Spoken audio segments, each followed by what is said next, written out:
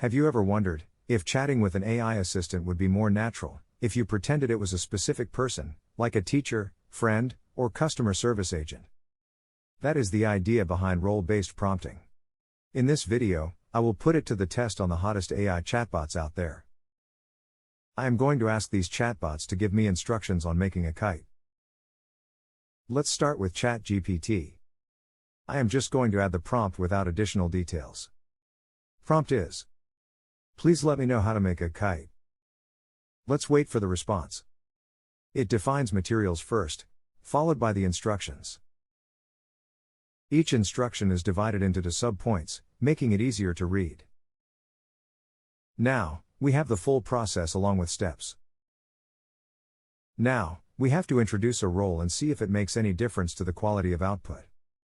This time, I am asking ChatGPT to take the role of a preschool teacher. This is the new prompt. Act as preschool teacher. Please let me know how to make a kite. The structure of the output looks same as the previous one. However, we see a major difference in how instructions are presented. Let's wait for the complete response and compare the results.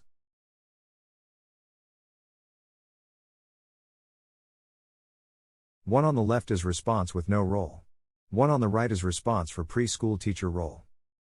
As you can clearly see, the first set seems geared towards adults with some prior experience. The one on the right uses simpler language, aimed more at children with little to no experience.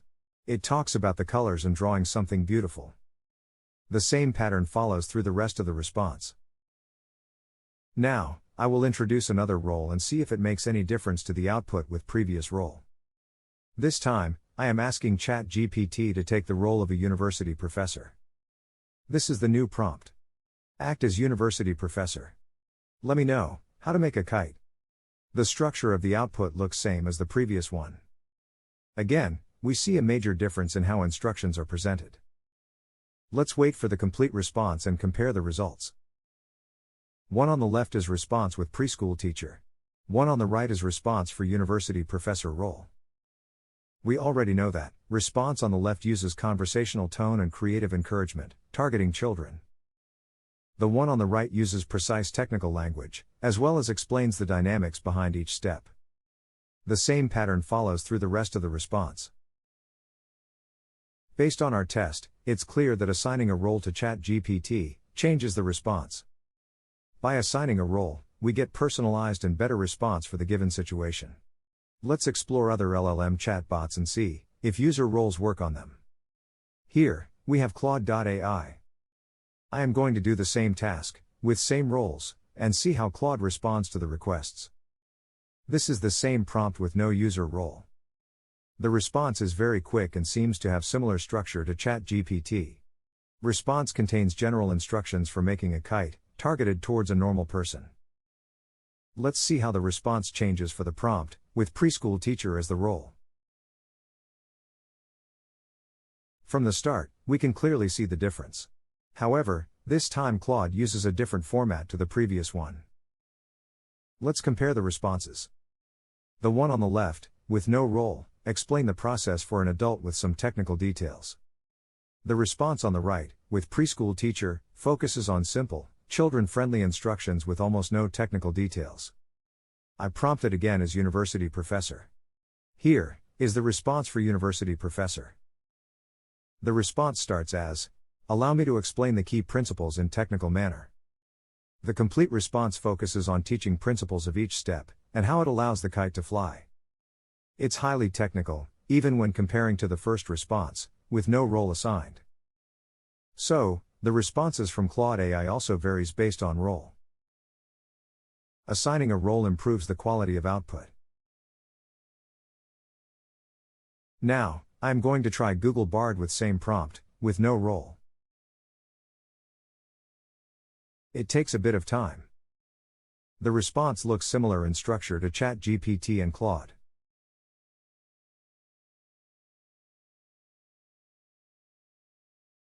Now, I'm going to use the preschool teacher role in the prompt. Let's see if it follows the same pattern. Structure looks similar. Let's compare the output. Here, we have the two responses. Surprisingly, I can't see any differences in the process for no role and preschool teacher role. Let's try university professor role to confirm.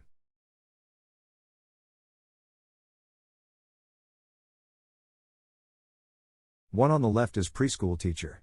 One on the right is university professor. Both responses looks exactly the same. So, the responses from Google Bard doesn't change much based on role. It looks like assigning a role has no impact on the output. Finally, I tested the Llama 2 model by Meta, using the same process.